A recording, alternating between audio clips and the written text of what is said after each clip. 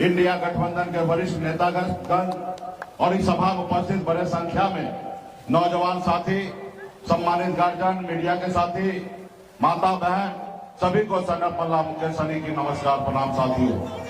साथियों, ये चुनाव का समय है और आप सभी के लोकप्रिय प्रत्याशी हमारे चंचल जी यहाँ मैदान में है। ये वीआईपी पार्टी इंडिया गठबंधन के संयुक्त उम्मीदवार है। इनका चुनाव चिन्ह लेडीज पर्स है। बस आप लोगों के बीच में अपील करने के लिए आए हैं। साथियों, ये देश आपका है, ये देश हमारा है, ये देश किसी का जागीर नहीं है। इस देश की आजादी दिलाने के लिए आपके पूर्वज, हमारे पूर्वज ने 250 साल तक लड़ाई लड़ा, तब जाके देश आजाद हुआ। और आजादी के बाद बाबा साहब भीमराव अम्बेडकर का दिया हुआ ताकत हमको मिला। वो क्या?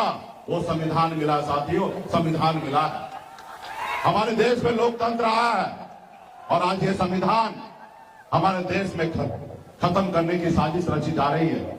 आज हमारे देश का संविधान खतरे में है। साथियों, इसलिए आपको और हमको अपने संविधान के लिए, अपने देश के लोकतंत्र के लिए, अपने देश के गरीब, पिछड़ा, दलित के हक के अधिकार के लिए आपको और हमको सभी को लड़ाई लड़ने की आवश्यकता है। साथियों, जो दिल्ली में बैठे हैं वो हमारे बाबा साहब का दिया हुआ संविधान को नहीं मानते हैं। आज एक मल्ला गरीब का बेटा अगर सर उठा के आपके सामने बात करने का ताकत है तो ये बाबा साहब भीमराव अम्बेडकर का संविधान का देन है। साथियों, संविधान का देन है। लेकिन ये सरकार, आप देखते होंगे, ये बनी हुई सरकार को गिरा देते हैं। ये विधायक को, सांसद को खरीद लेते हैं क्योंकि इनके पास पैसा है। ये तमाम देश की जनता को अपमान कर रहे हैं क्योंकि आपका बनाया हुआ विधायक और सांसद किसी का अधिकार नहीं है कि खरीदना। लोकतंत्र में आप मालिक हैं, आप जनता मालिक है और जनता का चुना हुआ विधायक या सांसद को किसी को खरीदना ये सही नहीं है। लेकिन वो, उनके पास पैसा है। आप सभी ने देखा होगा टीवी मीडिया में, जब सुप्रीम कोर्ट का ऑर्डर आया तो मोदी जी को पता चला, आप लोगों को, कि 16,000 करोड़ रुपया चंदा के रूप में भाजपा को मिला। उनका एक स्कीम चलता था, चंदा दो, धंधा लो, और जो चंदा नहीं दोगे उसको जेल में डाल देंगे। साथियों, आप बताइए, इस तरीके से देश के प्रधानमंत्री काम कर रहे थे और वही पैसे से देश के लोकतंत्र को दुरुपयोग कर रहे हैं। साथियों, देश के लोकतंत्र और संविधान को खत्म करने का साजिश रचा है। मोदी जी 2014 में आए थे और आप सभी को सपना दिखाए कि हम आपके अच्छे दिन लाएंगे। उन्होंने सपना दिखाए कि हर युवा को नौकरी देंगे, हर साल 2 करोड़। उन्होंने आपको सपना दिखाया कि विदेश में काला धन है, उसको लाएंगे और आपके खाता में 15-15 लाख रुपया दे देंगे। उन्होंने सपना दिखाया किसान भाई को कि हम आपकी आमदनी दोगुना कर देंगे। उन्होंने गरीब को सपना दिखाया कि हम आपके पक्का मकान बना देंगे। लेकिन मोदी जी, कहां गया आपका वादा? कहां वो गए अच्छे दिन? तो ये मोदी जी इस पे बात नहीं करेंगे।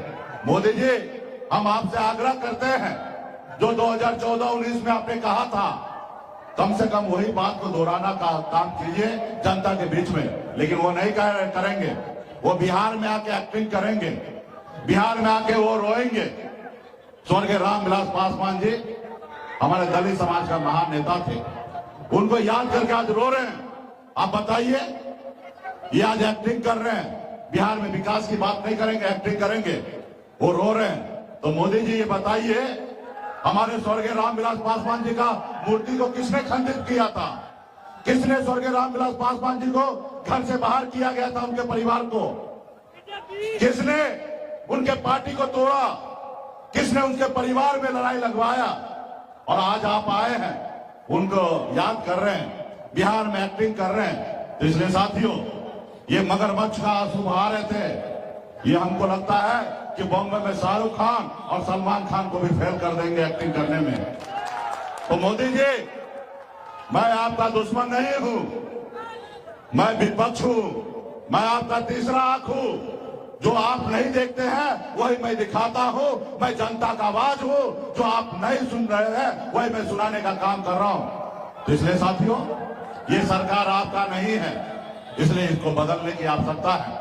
आप लोग हमारे प्रत्याशी को जिताइए, हमारे हाथ को मजबूत कीजिए, आदरणीय लालू प्रसाद यादव जी को हाथ को मजबूत कीजिए, हमारे कांग्रेस पार्टी को, राहुल गांधी जी को हाथ को मजबूत कीजिए और दिल्ली में अपनी सरकार बनाइए। और जो मोदी जी वादा किए थे वो तो नहीं कर पाए, हम लोग आने वाला समय में उससे आगे बढ़कर काम करने का काम करेंगे साथियों। इसलिए साथियों बस आपका साथ चाहिए।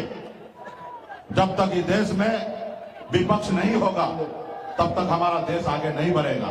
इसलिए साथियों आज ये लोग विपक्ष को खत्म करने में लगा हुआ है।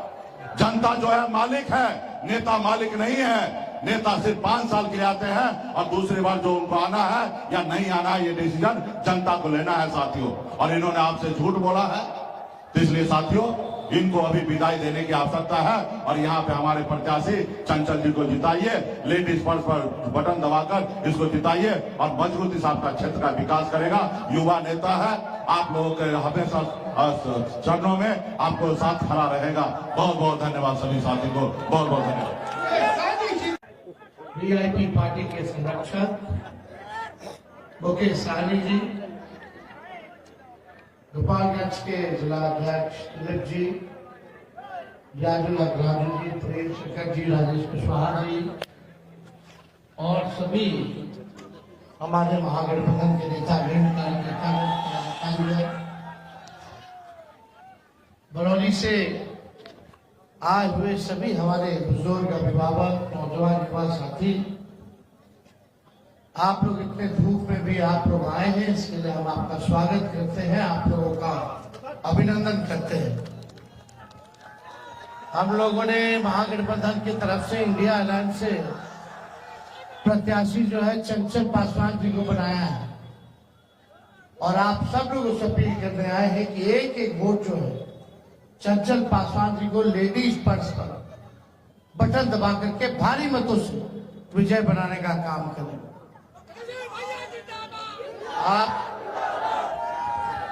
आप लोग सब लोग जान रहे होंगे कि हमारे कमर की हड्डी में चोट आई है, इसलिए हम खड़े हो नहीं पा रहे हैं। डॉक्टर ने सलाह दिया था कि 3 हफ्ता बेड रेस्ट कीजिए। हमने डॉक्टर साहब को बोला 3 हफ्ता बेड रेस्ट करेंगे तो चुनाव खत्म हो जाएगा 3 हफ्ता बाद। और अभी हमको बेड रेस्ट करने का जरूरत नहीं जब तक मोदी जी को बेड रेस्ट नहीं करा दिया जाता। 10 साल आप लोगों ने उनको मौका दिया, देश के प्रधानमंत्री बनाए। 10 साल में आज हम आए हैं आप लोगों से पूछ रहे हैं कि प्रधानमंत्री जी ने बरौनी के लिए क्या किया। एक काम कोई गिना दे जो प्रधानमंत्री जी का किया हुआ बरौनी में है। कोई बता सकता है यहाँ खड़ा व्यक्ति? क्योंकि कोई काम ही नहीं किया। बता नौजवान भाई को काम किया, एक काम नहीं गिना सकता कोई। अरे छोड़ो, गोपालगंज के लिए क्या किया ये बता दो। एक काम गिना लीजिए, हम बताएं 17 महीने में क्या किए। मेडिकल कॉलेज दिए, थावे मंदिर का सौंदर्यीकरण चल रहा है वो हम कराए, ट्रॉमा सेंटर हमने दिया, कई रोड एसएच का हम लोगों ने दिलवाने का काम किया केवल 17 महीने में। मेडिकल कॉलेज के साथ साथ अस्पताल भी बन रहा है। लेकिन कोई बीजेपी के काम को नहीं गिना सकता भाई, कोई नहीं गिना सकता, क्योंकि भाजपा जो है काम नहीं करती है। भाजपा सबसे आसान राजनीति करती है, मोदी जी सबसे आसान राजनीति करते हैं। अब वो राजनीति क्या है समझो, वो राजनीति है नफरत की राजनीति। लड़वा दो, हिंदू को मुसलमान से लड़वाओ, दंगा करवा दो और यहां हम राज करते रहेंगे। लोगों का ध्यान काम पे जाएगा ही नहीं। आज सबसे बड़ा मुद्दा बेरोजगारी का है। बताओ मोदी जी आपने कितना नौकरी दिया 10 साल में प्रधानमंत्री रहते हुए, बताओ किसी को पता है? लेकिन तेजस्वी ने कितना दिया? 5 लाख सरकारी नौकरी 17 महीने में। हम तो काम मिला रहे भाई। देखा, हम तो गोपालगंज की ना लड़का बनी। गोपालगंज के लोग काम करने में विश्वास करता है, मुद्दे की बात करता है, काम की बात करता है, ज्ञान की बात करता है। इसलिए महंगाई, गरीबी, बेरोजगारी जो है सबसे बड़ा मुद्दा है। आप प्रधानमंत्री जी महंगाई का म नहीं बोलेंगे, गरीबी का ग नहीं बोलेंगे, बेरोजगारी का ब नहीं बोलेंगे प्रधानमंत्री। अभी आए रोड शो करने पटना में, कल रात भर रुके। एक 34 साल के लड़के ने प्रधानमंत्री जी को रोजगार के नाम पे, नौकरी के नाम पे रोड पे लाने का काम किया। आज 3 सवाल कर रहे प्रधानमंत्री। कहा है आप लोगों को पता, क्योंकि भाजपा का सफाया होना शुरू हो गया है, एनडीए का सफाया हो रहा है, हार रहे ये लोग। इसलिए प्रधानमंत्री बार बार आ रहे,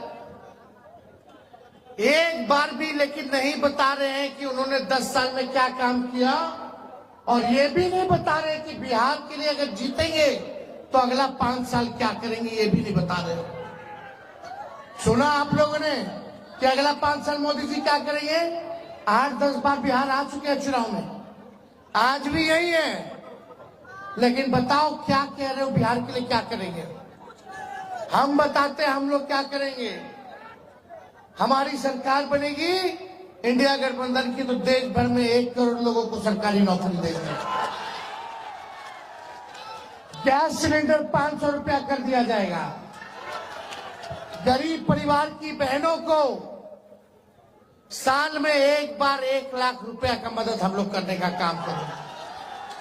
यानी हर महीने गरीब परिवार की बहनों को, बेटियों को 8,333 रुपया हर महीने मिलेगा। 200 यूनिट फ्री में बिजली, और अग्निवीर योजना को खत्म किया जाएगा। खत्म होना चाहिए कि नहीं अग्निवीर योजना?